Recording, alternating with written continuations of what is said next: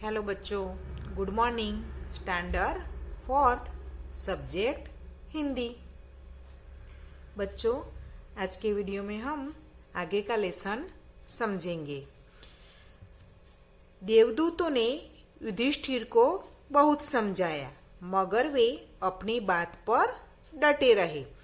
तो फिर जब युधिष्ठिर ने कुत्ते को अपने साथ ले जाने की बात की, तो देवदूतों ने उनको बहुत समझाया कि ऐसा नहीं हो सकता। सिर्फ मनुष्य को आपको ही हमें ले जाने की अनुमति दी है, तो हम आपको ही ले जा सकते हैं। इस कुत्ते को आपके साथ नहीं ले जा सकते। लेकिन युधिष्ठिर अपने फैसले पर डटे रहे। आखिर देवदूत हारकर स्वर्गलोक चले गए। जब युधिष्ठिर अकेले जाने के लिए नहीं माने, तो ये देवदूत थे वो समझाकर थक गए और हारकर वापस स्वर्गलोक चले गए।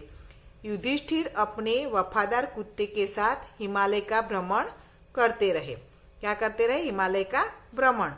कुत्ता उनके सुख दुख का साथी था, यानी कि सुख हो या दुख हो, उसमें ये कुत्ता था, उनका साथ निभाता था, यानी कि उनका साथी था। देवदूतों ने जाकर देवताओं को सारी बात बताई। तो ये देवदूत थे, वो जब स्वर्गलोक वापस गए तो वहां जाकर जो यहाँ पृथ्वी पर ये सब बात हुई थी ना युधिष्ठिर के साथ, वो देवताओं को बताई।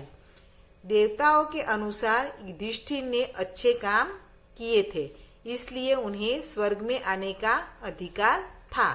मगर कुत्ते को स्वर्ग में कैसे आने दिया जा सकता था? स्वर्ग केवल मनुष्य के लिए है, जानवरों के लिए नहीं।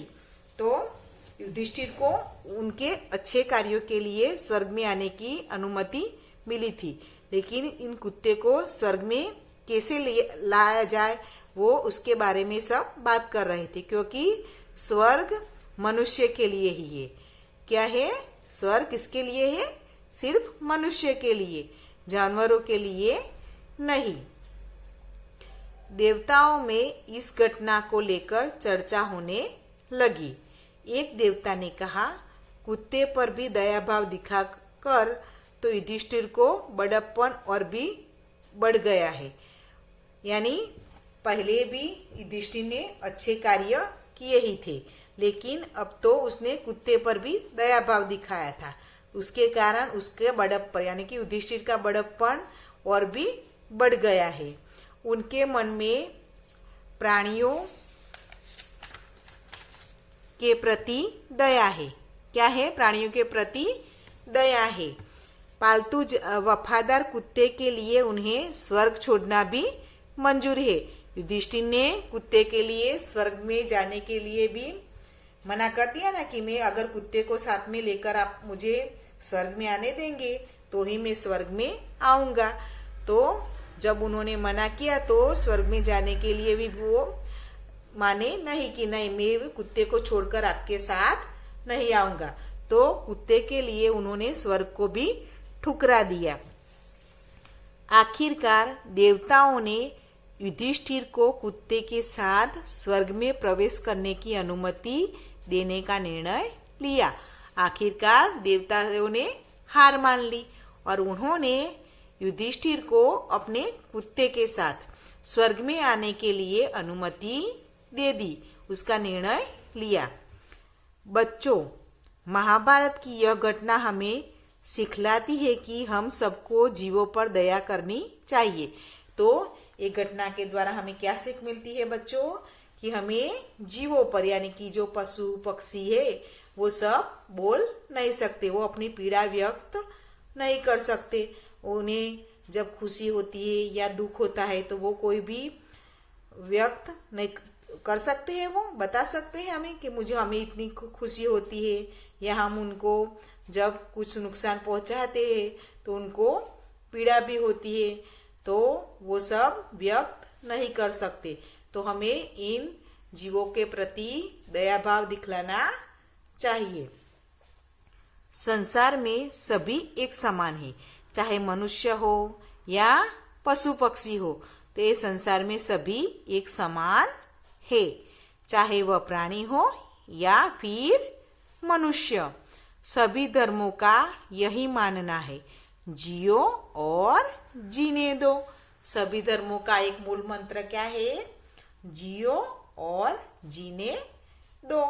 यानी हम अगर चैन से जीते हैं, हमने अपने घर में कैसे अपने परिवार के साथ सुख शांति से रहते हैं ना, तो हमें जो अन्य प्राणी होते हैं उनको भी शांति से जीने देना चाहिए। कुछ लोगों की एक ऐसी आदत होती है, अगर कुत्ता बाजू में बैठा रास्ते पर बैठा हुआ दिखाई देता है तो छोटे बच्चे कुछ क्या करते हैं, उनको पत्थर मारकर भाग जाते हैं ना, उनको परेशान करते हैं, तो उससे उनको चोट लगती है, उनको भी पीड़ा होती है। तो हमें ऐसे किसी जीव को परेशान करना चाहिए नहीं, यानी कि जियो और जीने दो। अब यहाँ एक जीवन सूत्र दिया है, वो समझेंगे। दया धर्म का मूल है।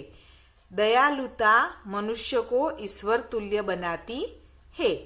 दया धर्म का मूल है, यानी कि कोई भी धर्म हो उसका मूल क्या है?